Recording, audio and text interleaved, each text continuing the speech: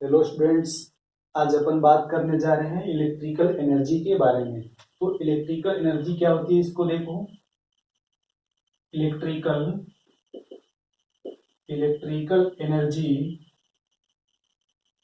Is a product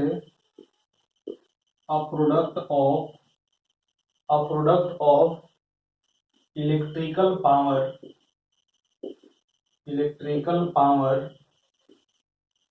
and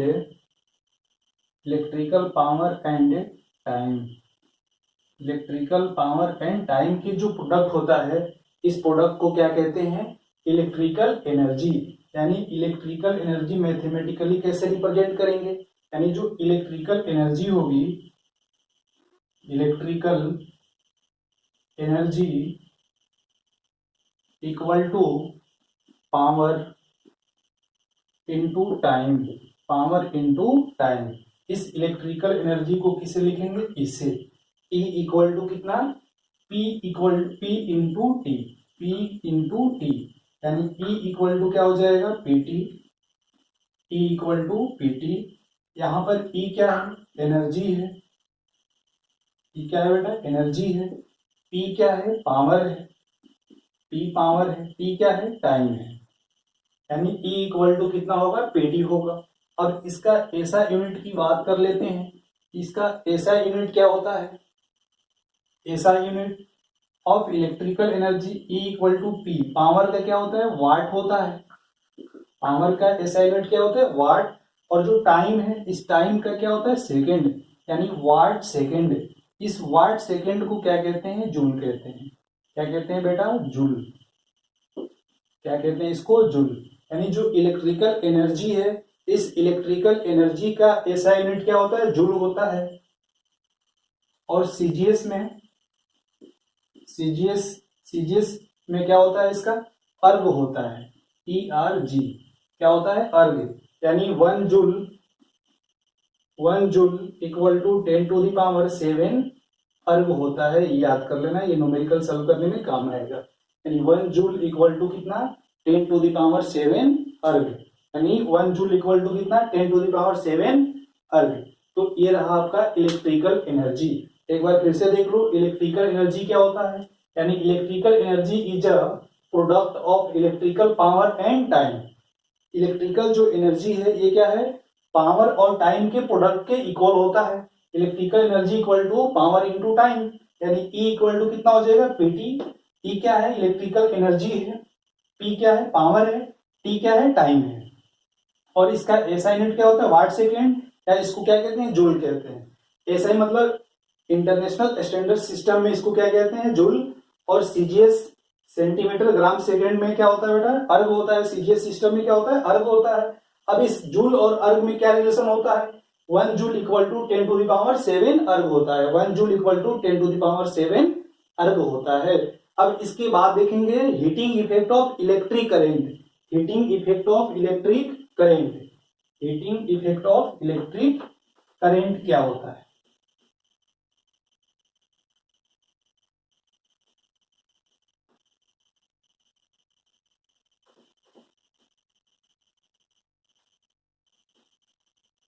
heating effect of electric current. Heating effect of electric current. Electric current. अब देखो, जो electric current है, इसका definition पहले देखते हैं। The electrical current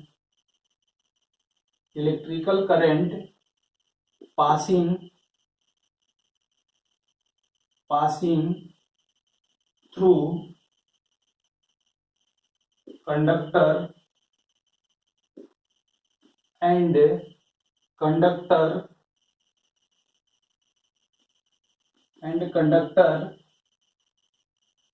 becomes hot after some time. यानी देखो जो heating effect of electric current है, यानी जो करंट है आपका, पहले देखना है इसका, जो करंट है, जो करंट है ये आपको तीन तरह से इफेक्ट दिखाता है। क्या, कौन कौन सा? एक तो हीटिंग इफेक्ट, हीटिंग इफेक्ट, दूसरा इसका इफेक्ट देखने को मिलता है magnetic effect,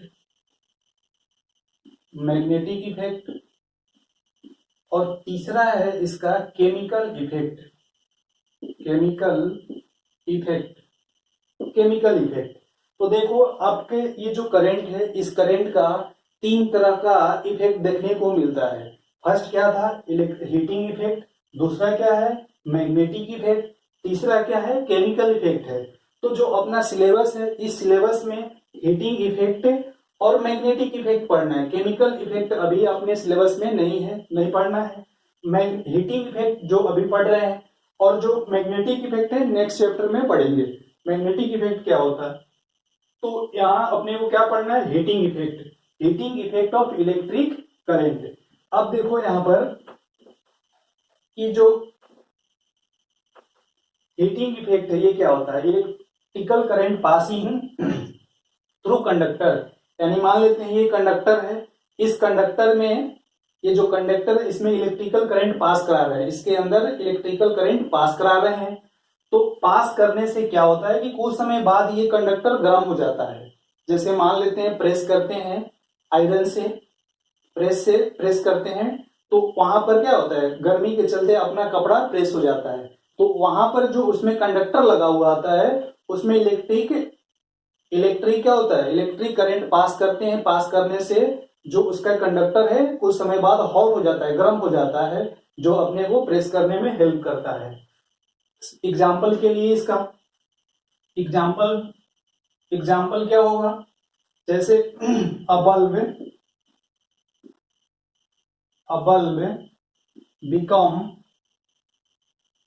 becomes hot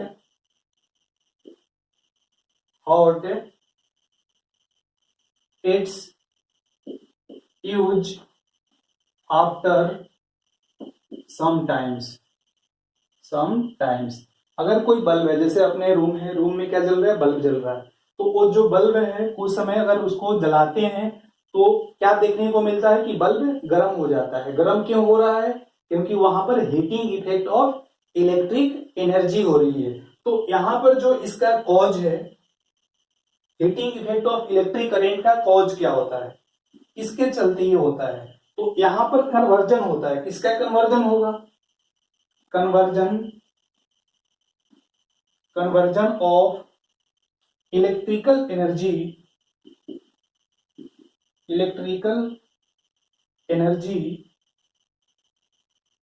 into heat energy. क्या हो रहा था बेटा? यहां पर कन्वर्जन हो रहा था। किसका? इलेक्ट्रिकल एनर्जी का। किसमें? हीट एनर्जी में, जिसके चलते बल्ब क्या हो जा रहा था? हॉट हो जा रहा था, जिसके चलते बल्ब अपना हॉट हो जा रहा था। हॉट होने का रीजन क्या है? Conversion of electrical energy into heat energy, यानी इलेक्ट्रिकल एनर्जी पास करने से वो क्या हो जा रहा है? हॉट हो जा रहा है, गर्म हो जा रहा है, जिसके चलते क्या दिखता है अपने को? Heating effect of electric current. अब यहां पर जो heating effect of electric current का फॉर्मूला होता है, ये फॉर्मूला क्या मिलता है आपका? H equal to I square R T. H equal to I square R T. इसके कहने का मतलब है हीट एनर्जी का ये फॉर्मूला है। ये आई क्या है? ये तो आपका पता है, हीट एनर्जी है, हीट एनर्जी। आई क्या है? करंट है। आई क्या है? करंट है। आर क्या है? रेजिस्टेंस है, टी क्या है? टाइम है। तो यहाँ जो हीट है, हीट आपका जो है डायरेक्टली प्रोपोर्शनल किसके है? आई स्क्वायर के। हीट है डायरेक्टली प्रोपोर्शनल आपके आर के, और जो हीट है ये डायरेक्टली प्रोपोर्शनल है किसके? टी के। यानी जैसे ही करंट बढ़ाओगे तो हीट बढ़ जाएगा, रेजिस्टेंस बढ़ाओगे तो ये हीट बढ़ जाएगा, और टाइम बढ़ेगा। जैसे 10 घंटा जलाएंगे तो क्या होगा? ज्यादा हॉट हो जाएगा। जैसे एक चल रहा है 5 घंटा, दूसरा 10 घंटा चल रहा है, तो 10 घंटा यानी टाइम ज्यादा बढ़ गया, तो वो ज्यादा हॉट होगा, यानी टाइम पर ही डिपेंड करेगा। टाइम बढ़ाने से हीट एनर्जी बढ़ जाएगी। रेजिस्टेंस बढ़ने से उसका हीट बढ़ जाएगा, और आई बढ़ने से, करंट बढ़ने से उसमें हीट क्या हो जाएगा, ज्यादा हो जाएगा, बढ़ जाएगा। अब इसका देखते हैं डेरिवेशन। डेरिवेशन क्या होता है? डेरिवेशन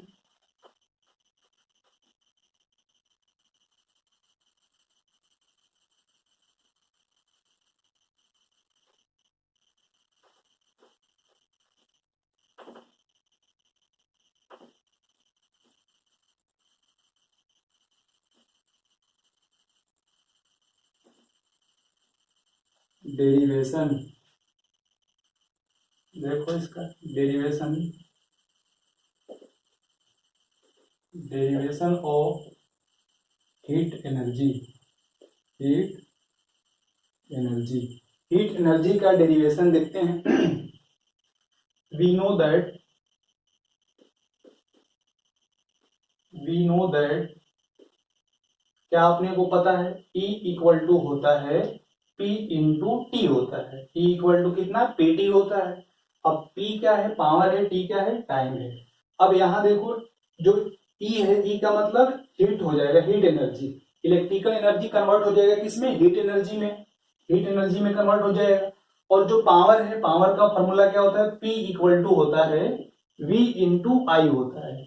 P क्या है, पावर है, V क्या है, पोटेंशियल है, I क्या है, करंट है। यानी P equal to V I, put कर दो यहां पर वी आई इंटू टी, यानी H का फॉर्मूला आपका है कितना, वी आई टी। अब यहां पर क्या करना है आपको, आपको पता है बाय यूजिंग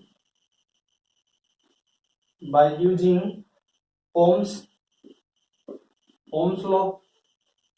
ओम्स लॉ क्या होता है बेटा, V इक्वल टू होता है, V equal to I R होता है, V equal to I R, V equal to I R होता है। तो यहां पर जो है V equal to I R put कर देंगे, तो ये क्या बनेगा, H equal to I R into I into T. यही है formula, H equal to I square R T, I square R T, H equal to I square R T. Again put करो इसमें। अब देखो V इक्वल टू कितना है, I R है, V equal to कितना है, आई आर है। तो I इक्वल टू कितना हो जाएगा, putting the value of I equal to कितना हो जाएगा, V अपॉन में R, V अपॉन में R यहां पुट करो। ये क्या बनेगा, H equal to V upon R का होल स्क्वायर है, क्योंकि I स्क्वायर है, होल स्क्वायर कर देंगे, इंटू क्या है, R है, इंटू कितना है, T है। ठीक है। अब यहां देखेंगे कि ये कितना है, V का स्क्वायर करेंगे, V स्क्वायर, R का स्क्वायर R स्क्वायर हो जाएगा, और जो R इंटू क्या है, T है। ये R से एक R कैंसिल हो जाएगा, आपका क्या आया, V square upon R into T होगा। यानी H का एक और फॉर्मूला निकल गया, V square upon R into T. H equal to कितना, V square R into T. यानी तीन फॉर्मूला मिला आपको। क्या, फर्स्ट था आपका H equal to V I T, second था आई स्क्वायर आर टी, और थर्ड था V square upon R whole into T. ये क्या था, डेरिवेशन था किसका, हीट एनर्जी का।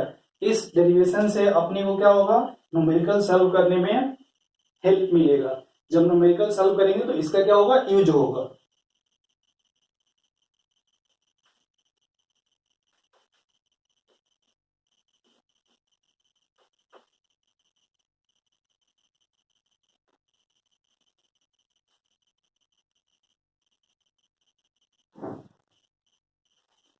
इसके बाद देखते हैं पावर। पावर क्या होता है, electrical power, electrical power.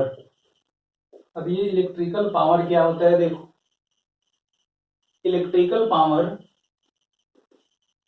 Electrical power is rate of rate of, क्या होता है, इलेक्ट्रिकल जो पावर होता है, electrical power is the rate of energy consume, rate of electrical energy consumed in electrical circuit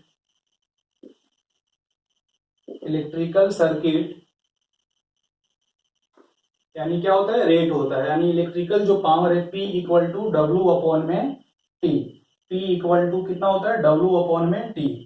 अब ये W जो है, W को आप एनर्जी लिख सकते हो, ये क्या है, एनर्जी है, W क्या है यहाँ, एनर्जी है, यानी ये भी ले सकते हैं, P इक्वल टू कितना होगा, W upon T, P equal to W upon T. अब देखो इसका असाइनमेंट की बात कर लेते हैं, ये W एनर्जी है, ये इस एनर्जी को क्या लिखेंगे, जूल, और यहाँ टाइम है, टाइम को क्या लिखेंगे, सेकेंड, यानी क्या हो गया ये, जूल पर सेकेंड, जूल पर सेकेंड को क्या कहते हैं, वाट, जूल पर सेकेंड को क्या कहेंगे बेटा, वाट कहेंगे, जूल पर सेकेंड को वाट कहते हैं। अब इसका डेरिवेशन देख लेते हैं, डेरिवेशन ऑफ पावर देख रहे हैं, P इक्वल टू कितना होता है बेटा, W अपॉन में T, P equal to W upon T, power है, पावर का फॉर्मूला क्या होता है, W अपॉन T होता है। अब ये जो डेरिवेशन है इसका डेरिवेशन देखते हैं, we know that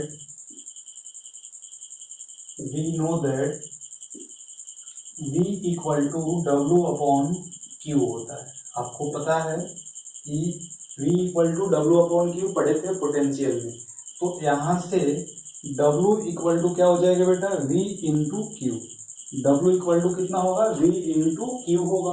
अब इसमें पुट कर दो, पुटिंग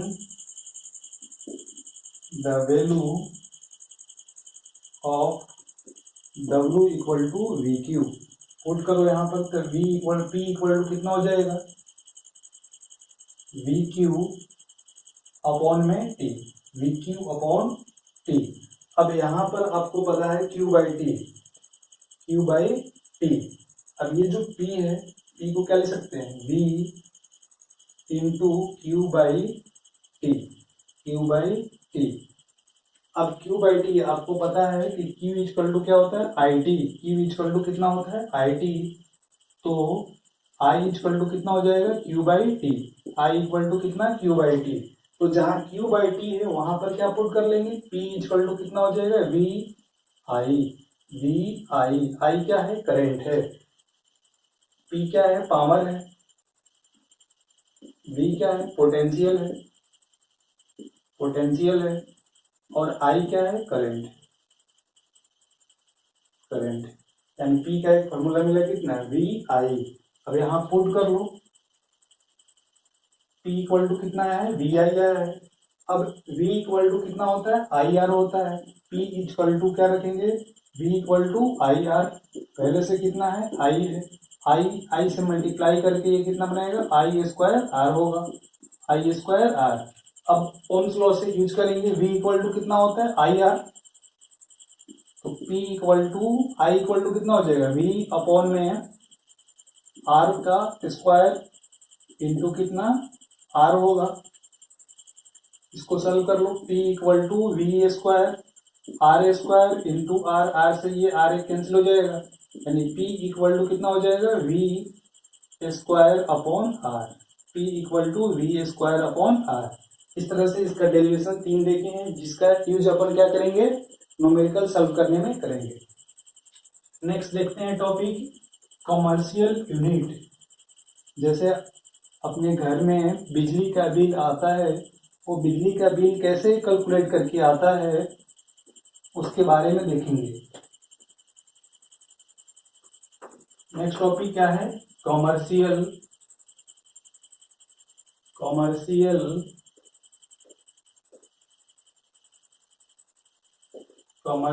यूनिट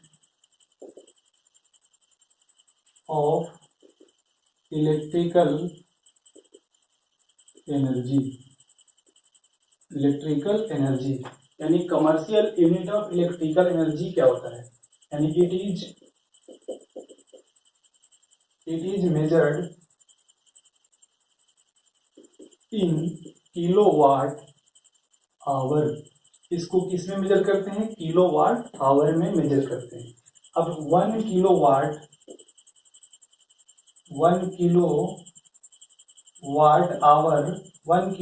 आवर में क्या होता है, 1 किलोवाट यानी 1 किलोवाट में कितना वाट होता है, 1000 वाट होता है, 1000 वाट होता है।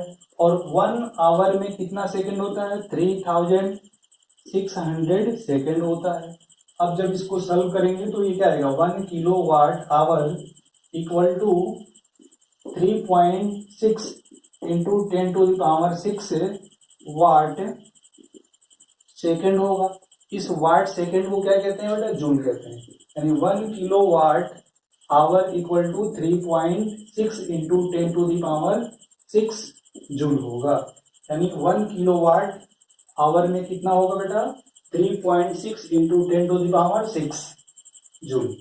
नेक्स्ट जो वीडियो होगा उस वीडियो में क्या करना है अपने को, इसके बेस पर, ये तो आपका डेरिवेशन थ्योरेटिकल पार्ट था। जब नेक्स्ट वीडियो आएगा तो उसमें इसका न्यूमेरिकल्स आएंगे, जो अच्छे तरह से और अच्छे न्यूमेरिकल्स इसमें क्या करेंगे, यूज करेंगे। तो चलते हैं नेक्स्ट